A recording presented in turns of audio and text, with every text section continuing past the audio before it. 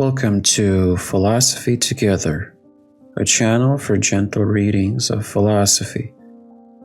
Whether you listen to relax, reflect, or fall asleep, I hope these recordings bring you peace. In this one, I'm reading from Marcus Aurelius.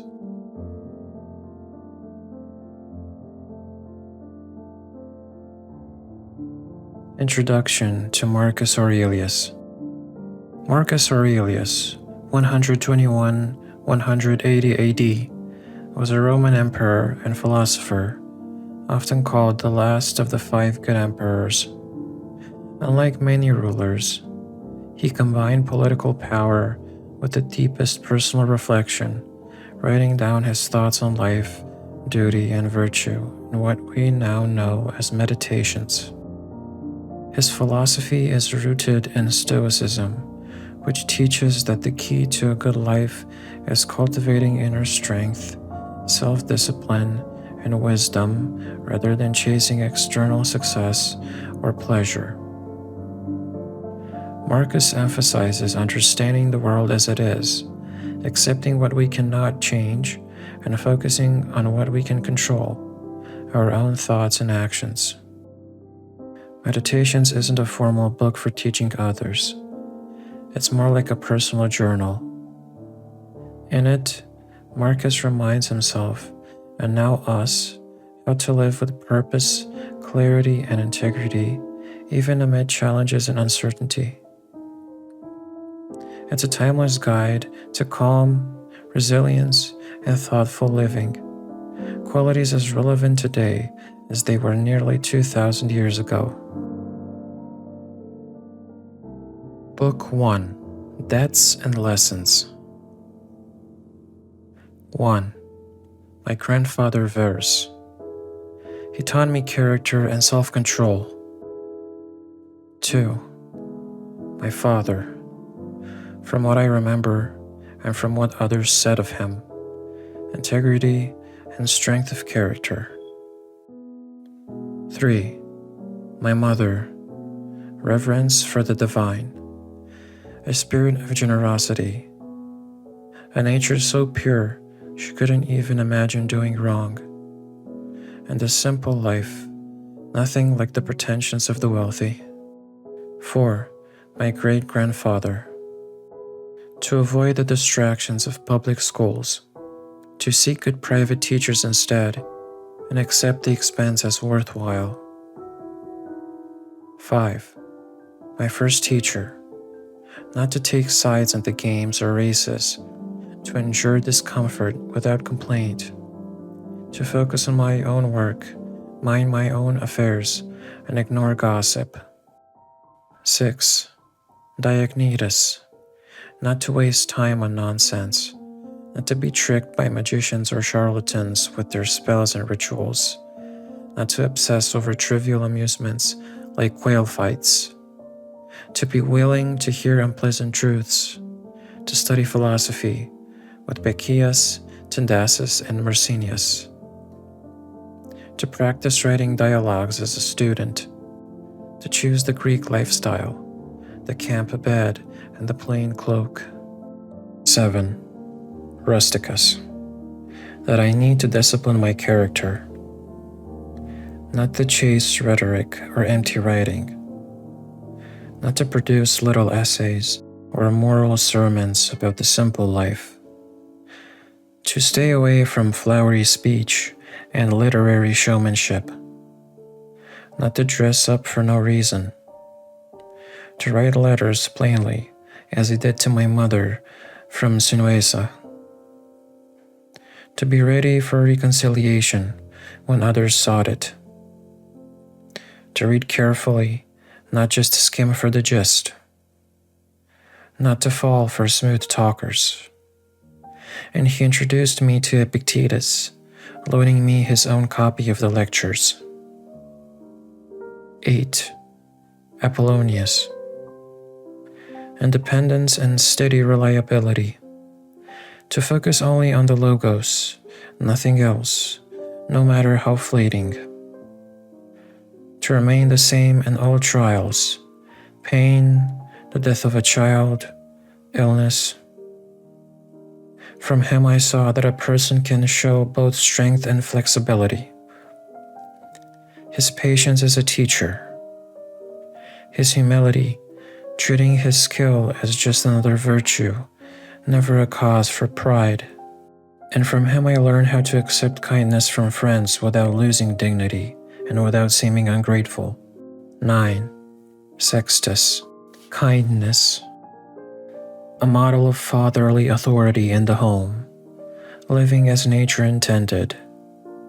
Seriousness without arrogance. Sympathy for friends. Tolerance for those with less skill or clear thinking. He could get along with anyone. Sharing his company was always an honor. To investigate principles carefully, using logic and reason. Not to be ruled by passion. To remain calm, yet full of love. To praise without exaggeration, and to show expertise without pretension. 10. Alexander, the literary critic. Not to be quick to correct people for mistakes of grammar or pronunciation. Instead, to respond to the meaning of what they said, answering the question, debating the idea, or adding something helpful. And, if needed, to gently insert the right expression without making them feel small. 11. Fronto. To see how power brings malice, cunning, and hypocrisy, and how ruthlessness is often hidden behind the mask of noble families. 12. Alexander the Platonist. Not to constantly claim I am too busy unless it's true, and not to use busyness as an excuse to avoid responsibilities to those around me. 13. Catullus. Not to dismiss a friend's resentment, even if unfair, but to make the effort to reconcile. To respect teachers without envy, and to love one's children without reserve. 14. My brother Severus. To love family, truth, and justice. Through him I discovered Thracia, Helvidius, Cato, Dion, and Brutus. And the idea of a society ruled by equal laws, free speech, and leaders who respect liberty above all else. From him, too, the importance of consistency in philosophy. To be ready to help others, generous in sharing, never cynical. To trust in the affection of friends, that when he disapproved, it was always clear, but never hidden or petty. 15. Maximus. Self-mastery and freedom from distractions. Optimism in adversity, especially illness. Balance of character, dignity with kindness. To do your duty without complaint. To be trusted because his words matched his thoughts and his actions were free of malice. Never shocked, never rash, never hesitant, not servile, but never domineering. Generosity, honesty, kindness. To stay on the path naturally, not forced. Never patronizing, never allowing himself to be patronized. And a gentle sense of humor. 16. My adopted father. He taught me compassion and the value of sticking to your decisions once you make them.